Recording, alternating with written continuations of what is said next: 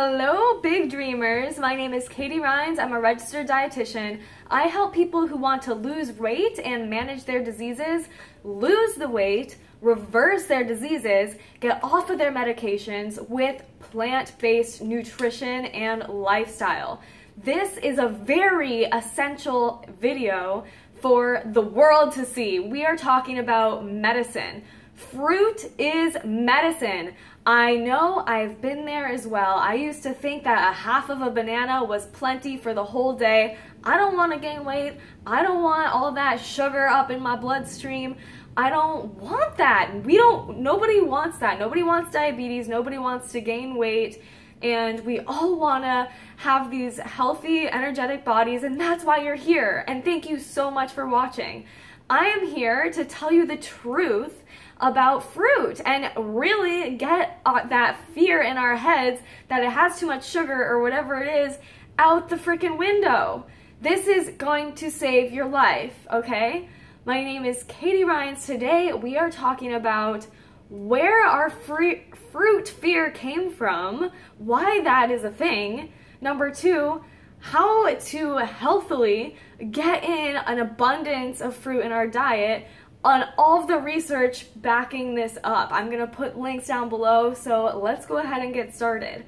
First of all, I can totally understand why you might be afraid of fruit because, yes, diabetes. Didn't you hear someone down the street like, oh, I can't have no carbs because my blood sugar is gonna go all crazy? Well, if you think about it, yeah, if insulin, the hormone that helps the sugars get into the cells, if the insulin is unable to work, then yeah, any carbohydrates that we eat, whether it be a Coca-Cola or a peach, the carbs are going to convert into sugars, which are going to stay in the bloodstream, leading to blindness, leading to your foot being amputated and neuropathy, and obviously all of the things that come along with diabetes, like insane fatigue after you eat, feeling like you're gonna fall asleep, and headaches, and you increased urination, and like there's a lot of symptoms of diabetes. But honestly, any kind of blood sugar like spike like that, you're gonna feel pretty off, okay? You're not gonna feel good. But I just want to say that yeah, the point is insulin isn't working correctly. It's not the fruit's fault, okay? It is not the fruit that is the cause of the insulin not working correctly. Why is my insulin not working correctly? So that's why we're afraid of fruit, huh? That's why I was afraid of fruit. I was like, I don't want diabetes. I don't want to eat all that fruit. It's gonna cause diabetes. So now we know the fruit is not the cause of the insulin working correctly. There has been study after study after study after study showing that saturated fat actually gums up the receptor, the insulin receptor, makes it impossible for insulin to work correctly. When we have a lot of fat in the bloodstream, intramyocellular lipid, that's a fancy word for fat in the muscles, yes, muscle fat, you get it. And fatty liver, excess fat is gonna, liver holds our glycogen, which is a storage form of carbohydrate, okay? Any kind of fattiness, whether it be in our diet, whether we're overeating the fat, or we're wearing it, this excess fat is going to cause insulin to not work correctly. Sure, there's some nuances here. Does every smoker have lung cancer? No. Does everyone who is overweight have diabetes? Not necessarily. However, the studies and statistics have shown that if you smoke, you're very likely to get lung cancer, and if you are overweight and eating too much fat and animal products, you are very likely to develop diabetes. So let's have this in our minds that yes, the saturated fat is in fact gumming up our body's ability to process this sugar, okay? Woo! Get that through your head. It's not the fruit, okay? So where do we get saturated fat? Unhealthy sources of fat Yes, for sure. Your meat, your dairy, your eggs. I'm talking cheese, I'm talking ice cream, I'm talking every single cut of meat. Yes, fish. Yes, lean meat. Like, all of that is unhealthy fat. There's zero fiber, there's zero phytonutrients, phytochemicals, antioxidants. Nothing in there is going to allow our blood to open up, allow those insulin receptors to open up so that things can get moving and flowing and like open up our blood vessels and allow everything to be processed the way it's supposed to be processed. Our bodies, we are born to see in color. And so we can find that beautiful fruit and eat it and poop out the seed so that it gets planted to plant another apple tree, man. We are meant to digest fiber. We all know, if you look up gut microbiome nowadays, you know the microbiome feeds off of fiber. The microbiome is like our second brain. We're made up of so much bacteria in our gut. I don't want to eat anything unless it's a straight up green juice. I don't want to eat anything that doesn't have fiber. I want to feed my good gut bacteria. My gut holds my serotonin, which is the feel-good neurotransmitter. How can I feel good if I'm not feeding my gut bacteria, okay? Eat that fruit. Fruit has lots of fiber in it and pectins and water content, and it's like so like colorful and amazing, amazing, amazing. I'm going off on a tangent. In 1955, years ago, Dr. Kempner's rice and fruit diet reversed blindness. Lady was freaking blind. She had diabetes for like 10 years on rice and fruit diet. She got off of all of her insulin, was no longer blind, and of course her cholesterol levels completely plummeted and she lost a bunch of weight and eating a bunch of fruit. So what? Is that because that's just low-calorie diet? Or what? Because obviously, like, if we're wearing this fat, and if we're eating this fat, maybe if we just, like, decrease, like, the general recommendations are to count your carbs, count your calories, exercise, and lose weight. If we lose weight, we can reverse the diabetes, right? Okay, yeah, sure, that's been shown to be effective. You know what else is good at losing weight is, like, a good anorexia or cocaine addiction, or like just, you know, get food poisoning over and over again. That's a great way to lose weight too. So maybe we should try losing weight in a way that is healthy and sustainable and allows us to be vibrant and excited and passionate forever and ever and ever and ever. Let's look at this study. 1980 forced zero weight loss. So in one study, these people were forced a plant-based diet, but they could not lose any weight. So even if they were overweight, they made them eat enough plants so that they didn't lose weight at all. All right? What did they find? These people did not lose weight. They were just eating whole plant foods, like a lot of fruits, a lot of veggies, a lot of beans, a lot of grains, a lot of carbs. In just 16 days, so people who had diabetes for decades, in just 16 days on a high fruit, high plant diet with zero meat, zero eggs, zero dairy, half of the participants were able to get off all of their insulin. 32 units of insulin injected every single day, down to zero. 32 units of insulin injected for 10 years with a horrible diabetes, down to zero insulin in just 16 days, forced to eat plenty of plant food so that they didn't even lose weight. And these people got off their insulin. All right? And obviously their cholesterol levels plummeted, and like they were just cleaning up all their insides and eating, like, overstuffing themselves with plants.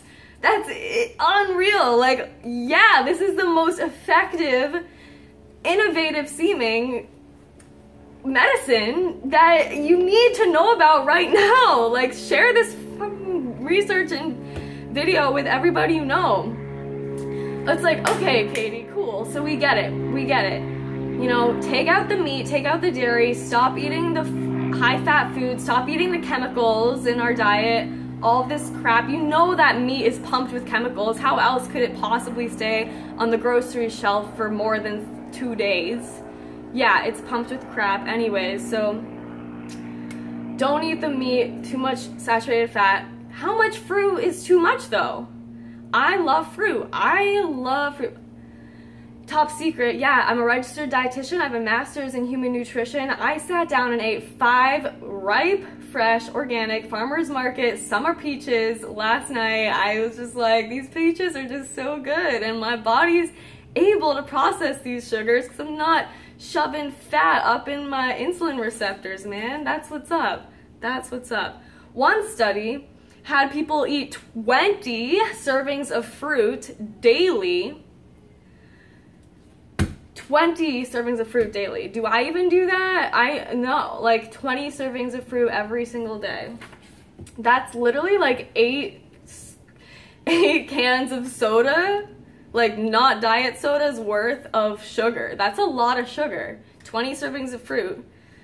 Despite eating this much sugar, these people had 0 negative side effects. In fact, they even had beneficial side effects. These people, what did I write? They decreased their blood pressure, decreased weight, decreased their insulin injection, and fat and cholesterol and blood, all of that decreased. Increasing their fruit uptake to 20 bleepin' fruitin' servings of fruit. I'm going bananas, like bananas up in here, peaches up in here. Get the cherries and berries and strawberries and watermelon in my belly. That's what I'm talking about. So why is there such benefit from fruit? Fruit is full of fiber and water content, and there's like so much magic that goes on in the whole fruit. It's not the same when it's juiced. It's not the same when it's processed and dried and blah, blah, blah. Okay? A whole fruit has all the pectins and all the live enzymes. And like eating the skin of an apple and like blueberries and blackberries and all of these colors. These phytonutrient colors are so protective of our DNA. They're so, so, so amazing. Really amping up our immunity, really like literally shifting even other foods in our diet to make them healthier. Like, did you know that blueberries, the phytonutrients in blueberries, of course it ramps up our immunity, we know so many antioxidants in blueberries, has been shown to decrease the insulin spike of your meal. Like if you add blueberries to your pancakes or your oatmeal, the postprandial blood sugar fluctuation, it causes the blood sugar to just be nice and calm and stable. You would think that eating more fruit causes a spike in blood sugar. It doesn't. Eating more fruit actually helps to improve people's blood sugar. Check out Fully Raw Christina. Check out Mastering Diabetes. Fully Raw Christina reversed her years and years and years of hypoglycemia eating a mono diet of peaches. Mastering Diabetes, I chefed at their retreats where people in one fat fruit meal improved their insulin sensitivity and their blood sugar levels just by eating one fat plate of freaking fruit. I saw it happen before my eyes. People were using this much insulin before the retreat and this much after, eating literally a pile of mangoes. Okay, this is serious. I'm not just like trying to mess with you. I'm not. I'm really just trying to save your life and have you feeling really vibrant and excited and alive, because that's what fruit does. Fruit is really high vibe. It's gonna have you feeling like vibrant and bright and excited and passionate. In 2013, decently recent, 17,000 people for 12 years. Okay, so why is meat bad? This is talking about meat. Did you know that increased risk of type 2 diabetes for every 8%, okay, what am I saying here? Increased risk of type 2 diabetes because of meat. For every 50 grams of meat eaten, there was an 8% increase risk of diabetes. So almost 10% increase in diabetes, and 50 grams of meat, that's like a quarter of a chicken breast for the whole day. So just eating a quarter of a chicken breast you're increasing your risk of diabetes by 10% after following 17,000 people for 12 years. I'm linking this study down below.